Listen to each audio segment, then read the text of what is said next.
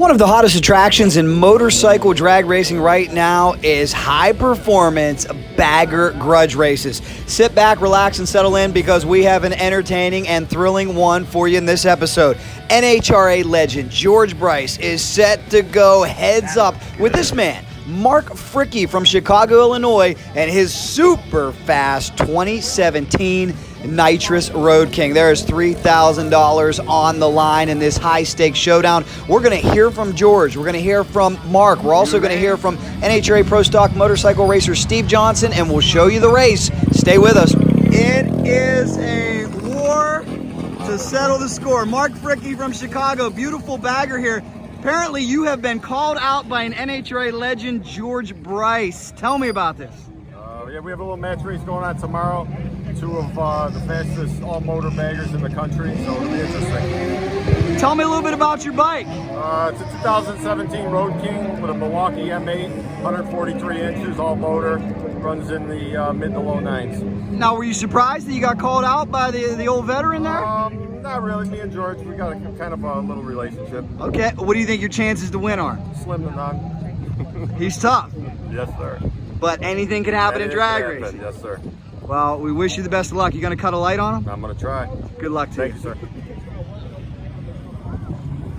Just remember, in drag racing, anything can happen. And you heard Mark say this is an all-motor bike. We did catch the nitrous bottle in one of those bags, but it will be an all-motor race. The nitrous will be turned off. It's going to be thrilling. It's going to be exciting. Again, a 2017 Road King. It's beautiful.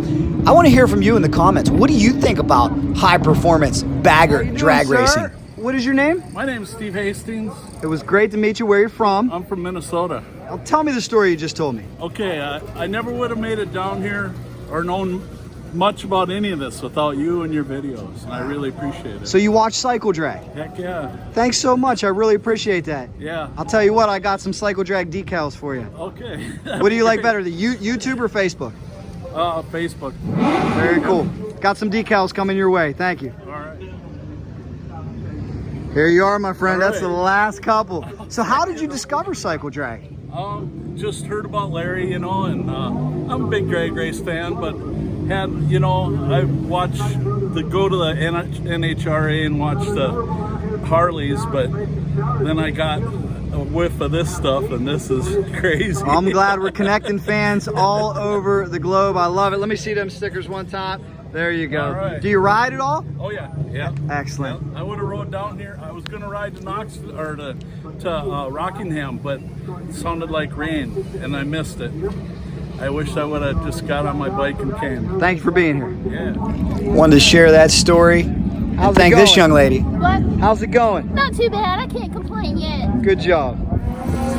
Well, a couple things. We want to thank that young lady for her hard work and the Cycle Drag fan that we met moments ago. Big thanks to him. And I know a lot of you have similar stories. If this is where you first found out about these high-performance motorcycle drag races, let us know. We appreciate it. Let's watch Mark Fricke here on a test pass before he gets ready for George Bryce. We'll hear from George Bryce coming up here in just a little bit. Nice, clean launch for the 2017 Harley Road King. Fistful of throttle at the top end. Nice 10-second pass. Nice shirt. Smoking Joe loves it. Great looking shirt. Nice 10-11 for Mark Fricke. Let's catch up with the NHRA legend. This man is a 6-time NHRA Pro Stock Motorcycle champion. Raced Funny Bike many years ago. He has been at it since 1973. I'm talking about 65-year-old George Bryce from Americus, Georgia. He has shifted his focus as of late. After retiring from Pro Stock Motorcycle, George is all about high-performance V-twins. This creation is known as Bagzilla, and it is fast. Here with the 6-time NHRA champ, 82 Wallies in this man's collection. Yes, you have rightfully earned the name legend, Mr. George Bryce. Hey, Jack. Thank you, man. Great to be here. What I'm excited to talk to you about is you've really come full circle. You've opened up a new chapter in your race program. You're out in the NHRA for all those years, and now it is all about fast baggers, back to basics, smaller trailer, simplified life. Bring me up to speed on what's going on. Well, the cool thing is, first time I've come by myself. I got a bike, I got a trailer. Jackie's coming tomorrow, it'll be fun. we got a match race tomorrow with a guy from Chicago. We're going to run in best 2 out of 3 with the Harley baggers. And you're right, this has been full circle for us. One thing that's really neat is, I'd love to share this, is the 82 wins were done with different drivers, maybe 11 different drivers.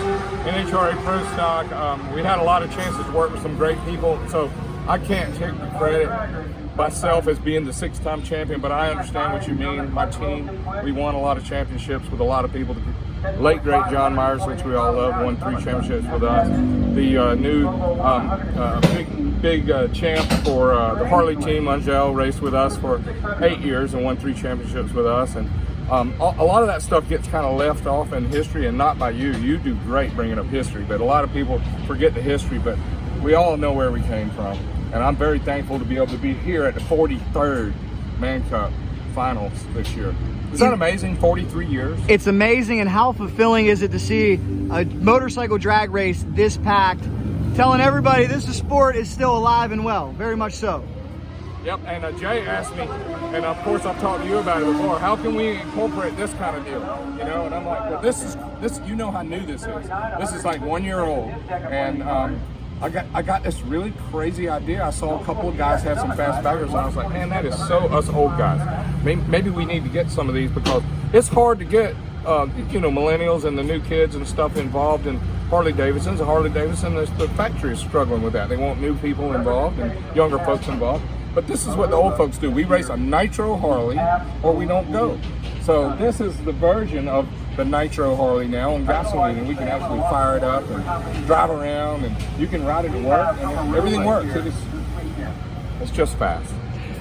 What I love about this, and I do think that bagger racing is about to explode. I think you're at the forefront. I did an interview with Brett Kepner, and he talked about no matter how drag racing evolves, it always comes back to its core, which is 2 stock appearing vehicles lining up and to see which one is faster. And I think that's what's going on here. And you got a lot of speed shops and a lot of guys that are really smart like yourself, giving it everything they got. And I think it's going to be a real competitive, entertaining atmosphere. Yeah, the Hogs Gone Wild, I got to give a shout out to Hogs Gone Wild. Roger Edgerton, as he put on a Harley Davidson drag race at like just back to the roots in the woods in North Carolina, and we had, I don't know, we had 200 or 300 fast Harleys show up and a big crowd at Shady Side, and that just sparked him to try and put on 3 or 4 more races. So we went to Silver Dollar Raceway in October, and we had a good race there, and he's racing there again this year in February, and the finals will be in October. So what's cool about Hogs Gone Wild is that this kind of a little bit cooperates with the Man Cup, and Jay is interested in getting maybe 4 or 8 of these in a year from now to come and race at the Man Cup races. So it's fun. Hey, do a little quick tour and look at the bike with the logos and stuff. Tell me about it. Well, tell me about it. It's a 2013 Road King, and we took the engine and we replaced the cases S&S, and the thing looks like a stocker. It's got a stock primary and stock 6-speed, and I still run the hand clutch. This is a really cool air shifter that moves the lever. You know, when you push the button, I push the turn signal button here to make the shifter work, which that's awesome. And then, of course, I named it Bagzilla, which is a transformer. And, hey, it's just got bags on it, man. Check it out. How about that? I can put my jacket, all my gear. Still streetable? Oh, yeah. So you can take this to your local bike night, no problem? Absolutely. That's cool. It's fun for that. I bet, for sure. Do you find that a lot of your pro stock knowledge carries over to this form? Wow. That's a good question. I'm gonna say heck yeah, because once you figure out how to make a lot of horsepower per cubic inch, that's the hard part. Once you got that handle, I mean 300 horsepower, 400 horsepower, and somebody says, well, I want to run 91 octane and I want to drive it on the street. Wow, all you got to do is dial back everything you learned, and you have such a leg up on the competition because you've already set the bar on horsepower per cubic inch, and all we have to do is turn down the cam timing, turn down the compression ratio, and just big airflow makes big power. And this is Pro Stock airflow. That's awesome.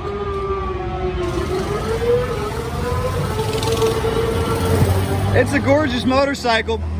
So here's a question for you. I'm sure there are some things you miss about the NHRA Tour. We all love it. It's addicting. But I talked to Paul Gast.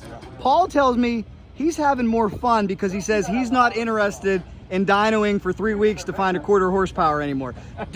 Are you having more fun with this, going back to basics? Yes, fun for sure, because I have no stress this weekend. I don't care if somebody beats me. Yeah, I want to win, always. That's built into me. You know, I came hardwired from the factory trying to win. But as far as the prima donnas that you had to deal with in NHRA, where everybody was so important, you know, you end up, instead of being a great technician, you end up being a little bit of a butt kisser for everybody, you know. And oh my gosh, everybody's important. We all want to be important, but that's it's a different clientele. The guys that I helped in Pro Stock for all the years, it's hard to get back to being friends when you go in that war. And now my clients are friends, and we go to dinner and we have fun, and we're using disposable income rather than it just being a life or death.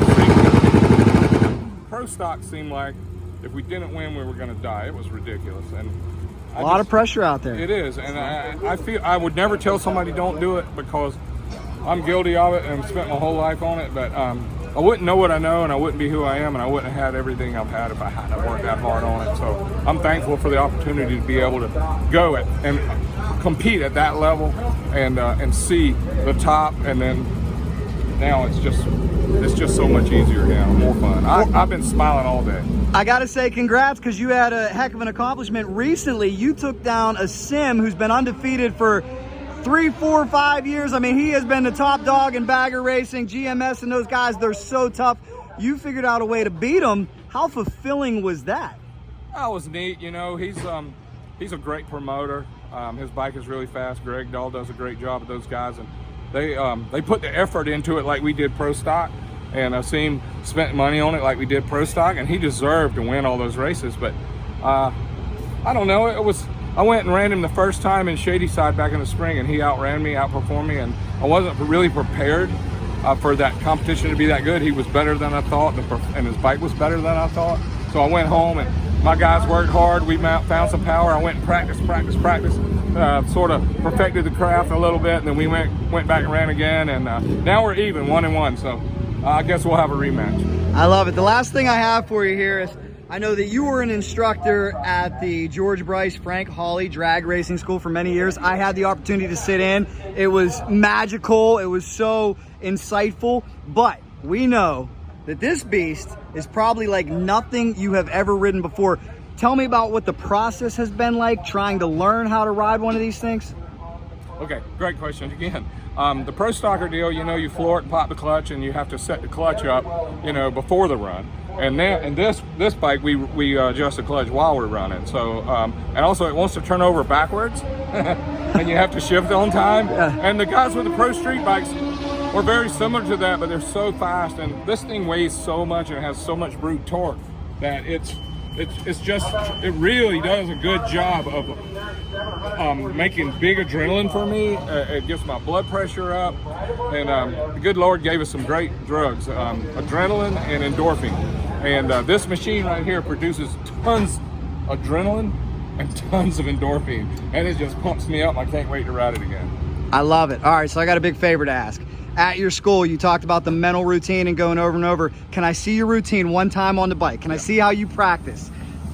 Because I'm very curious on what it's like to get one of these down the racetrack cleanly. Okay. When I do my burnout and put it in low gear, and then I get ready to go, I'll roll in and turn the top light on, and then I'll get the throttle where I want it. This is like Pro Stock 1979, okay? This is exactly how we did it in Pro Stock in 79. Put the throttle up a little bit, I let the clutch out just enough to where I feel it pulling my feet, and then I hold everything right there, and then let it turn the stage light on, and now I'm staring in the ball, the top of the three that come on, and when the light flashes, I fire the clutch, I throw the throttle on, and then I shift, go to the target, get my feet up, shift, shift, shift. And then when you get to the finish line, you roll up real careful, slide forward, pull in the clutch, and start pumping the brakes and slow down. And it's a rush. I'm 65 years old, and that's a rush. That's church right there. That's a clinic. I love it. Absolutely wonderful. And I heard you say something too. We're giving a little insight into people that have never been to your school. I was going to ask you, do you still look for a target Absolutely. in any form of drag racing? You have to. You used to find a target at the end of the track. Yep, because if you look in front of you, you run over it, and you have to find another one. You run over it, and you find another one. You run over it, find another one. And if you're not perfectly lined up, you end up going like this all the way down the track, finding a target. If you have none, then you use your peripheral, and the walls in one, and the center line's in the other, and you're driving around. And we see people that race now that drive like that. And if the bike is fast enough, you're going to hit something before you correct, or you're going to go in the other lane before you correct. So the target at the end is probably one of the best things that's ever been discussed on making nice laps. What's your all-time best ET in speed? Great question. Again, I think 714 or something on a pro stock bike, maybe. How about on this machine? Oh, 935 at 146 on this one. And at 880 pounds with me on it, it feels like I'm going in the sixes. It really does. It is fun. Quite a rush, huh? It's a rush. Awesome. Well, I'm glad you're having fun. We'll encourage everybody to check out Star Power. Now, here's the last question. Is it still a hybrid of Star Racing, Star Power, or are we strictly Star Power? I call you Star Power, but I see everywhere I go. Oh, you got the Star Power shirt on. I still see a lot of Star Racing everywhere. Yeah, it is. And what I call it now is Star Racing Power. Ah, I like it. Yeah, Star Racing Power, because it's got all the history and the new stuff. So it really is Star Racing Power. Very cool. Well, good luck in your match race. We'll be there to check it out. All right, man. Thank you for all you do, Jack. Thank you, George. I appreciate it, man. Always a pleasure. Always great talking to you. Thank you, brother. There you have it. Very insightful. I hope you enjoyed that as much as I did. Great wisdom and insight by George Bryce. Where do we go to see all the great photos? Oh, you go to cycledrag.com. Alyssa Baber. She takes some great photos for Cycle Track. Oh, the dog fell asleep. We had to make sure he was okay. Apparently he is, and he's ready for this Grudge race as well. Bagzilla going up against the Chicago Killer. There's George Bryce. Wait a minute. There's NHRA Pro Stock Motorcycle racer Steve Johnson. He can finally eat because he's in the off season. The poor guy eats nothing but broccoli. I think he's indulging in some South Georgia food. I told Steve to go behind the tractor to eat. He's the only person in the staging lane eating food. Are you going to get Steve on a bagger eventually? Maybe. Look at him. I told him he was embarrassing me. Walking around like a starved dog. Why you jump out of the stadium like this? Who's that? I told him to go because he's eating like a starved dog up here. People are looking at you and filming you, and all you can do is eat. Hey, I'll tell you what though, he's my hero right now. I know, he's doing great. I give him a hug. I try to teach him all the time how to act. The coolest thing I see on his bike, his electrons are about 20 years old. That's right. He's the fastest bike in the world with electrons. He's the fastest bike in the world with electrons. We're old school. Got plastic bowls. Those guys are having a good time ribbing their good buddy Steve Johnson. It was great to see Steve at this race. He was just at Pomona a week before, finishing up the NHRA season. There is Mark Fricke. Upset is on his mind. We also saw Jaska moments ago, the quickest V-twin racer in the world. We're going to talk to Jaska in just a little bit. The Cycle Drag decal has the excellent placement. That could be good luck for Mr. Fricke out of Chicago, Illinois. What a beautiful bike, huh? Do you have a Finland family in Finland? I don't know. I think it is. What do you think of the baggers? What do you think of the baggers? What do you think of these bikes? What I think of it? Yeah, what do you think Really of them? cool. It's a really cool bike. The one of Sweden just made it yesterday. Jaska's from Finland. He knows of my Finnish roots. That's what he was talking about. Do I have any family in Finland? I'm not sure, but I want to get over to Finland. I want to watch Jaska race. That's my goal for 2020 or beyond. Hopefully I can. There's Jeremy Teasley talking to George Bryce. How about that? Jeremy Teasley is the world's quickest street bike racer. And there, ladies and gentlemen, you probably thought I was lying to you. I knew I saw a nitrous bottle. But that nitrous bottle is off for this all-motor Grudge run. Or is it? Maybe a little bit of controversy. Nah, but Mark Fricke is a straight shooter by the book. We know that he's going to play fair. I'm sure he would love a shot of nitrous against GB3 in Bagzilla. Looks like Jeremy Teasley taking a good look at it. Teasley goes in the 630s on his no-bar GSXR. Let's see what Teasley thinks of this machine. Hey, Jeremy, you want to ride one? I would ride.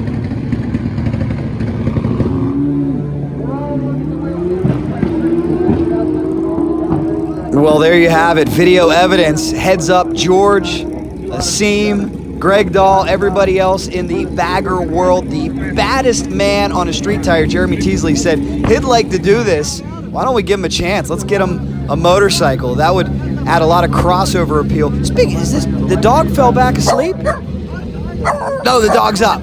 The dog is up. That means it is finally time for our much anticipated grudge match. Steve Johnson is done with dinner. He's ready to watch an entertaining showdown. You think Steve Johnson would ever ride one of these? We'll have to ask Steve. It would be cool. That's what the class really needs. Put some big names on these bikes. And ladies and gentlemen, here we go. I want to know in the comments, who's going to win? Will it be the NHRA legend George Bryce, or will Mark Fricke of Chicago pull a huge upset as GB3 gets in the proper mental zone? You can see he's going through his routine, practicing his launch. You take that wheelie bar out of the equation in motorcycle drag racing and things change big time. Mark also going through a similar procedure. $3,000 on the line. This is the Man Cup Finals. There is Mark Fricke's biggest fan. She's ready to go. South Georgia Motorsports Park, a beautiful day from Valdosta, Georgia. If you've never been to this event, make sure you check it out. It is wonderful. Check out Bagzilla. Such a beautiful motorcycle. And so is Mark's. Who would have ever thought we would see the day where we're drag racing baggers? Remember 20 years ago, a bagger was a bike that your grandpa went out on and got made fun of by sport bikers. Remember the old t-shirts? If you're gonna ride a couch, stay home. Well, I'll tell you what, these things are not couches. These are low 9-second missiles, and they're a lot of fun to watch, and Jaska knows it. Jaska ready to go. It's go time, ladies and gentlemen, from South Georgia Motorsports Park. GB3 about to light it up.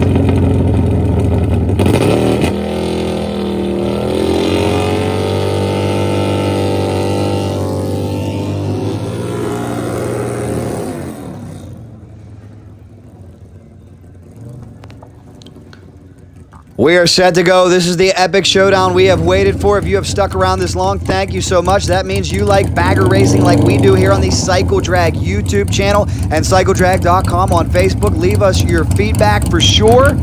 Let's see what happens here. Here we go.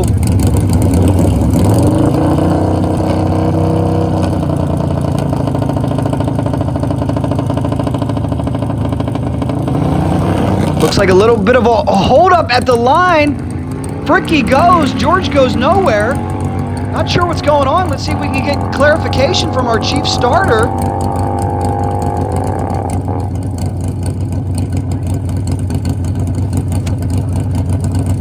Something went awry. George Bryce talking to the chief starter. Surely this is not going to be the conclusion. Stay with us because I understand we have Steve Johnson standing by who's going to explain what happened. I do also believe we're going to have to rerun this. Let us know in the comments, what do you think happened here? What went wrong?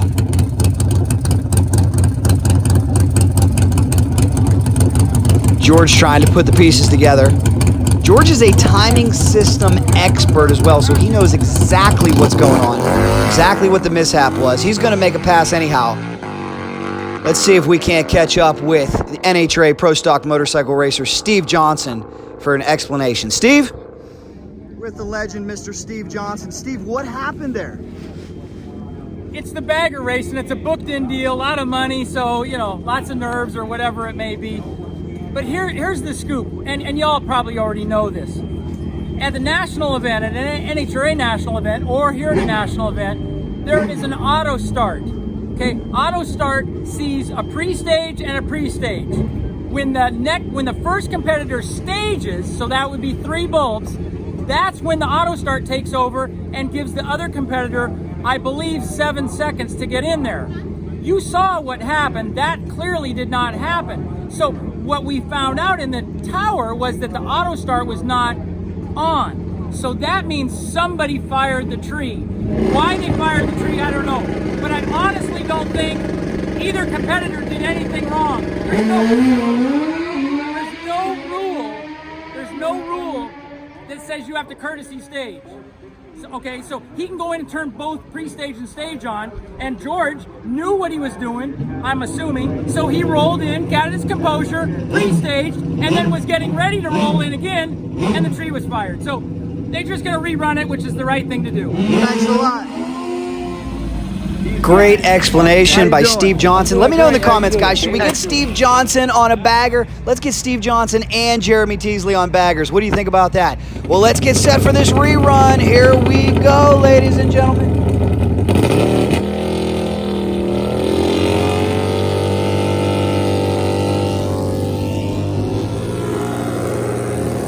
This truly is the war to settle the score. Let's run this one to the stripe. We're going to give you a unique perspective. We're going to switch to our mid-track camera. Here we go, ladies and gentlemen. The much-anticipated Grudge Showdown.